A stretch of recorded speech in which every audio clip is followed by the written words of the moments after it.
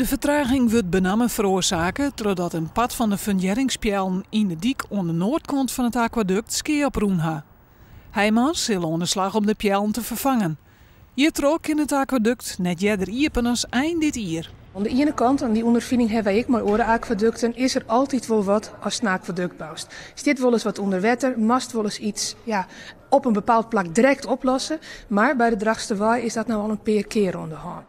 Ook de problemen met de Drachtsterbregen binnen al net verholpen. In januari is die blikken dat de bregen verzakken bij het leegpompen van de aquaductbak. Heijmans had nevens de provincie nog geen duidelijke zoen hoe de gevolgen hiervan. Het onderzoek daarna rent nog.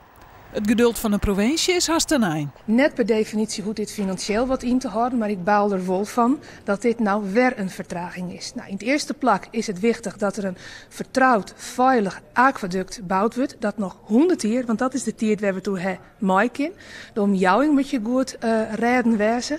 Want we zitten hier in bebouwd gebied te bouwen en wij vergen als provincie, Heijmans, de bouwer in dit geval, op haar verantwoordelijkheid en dat zij dit kleermaatje moeten. De partijen binnen nog importeren hoe gewoon bouwmethodes die het Heijmans broekt.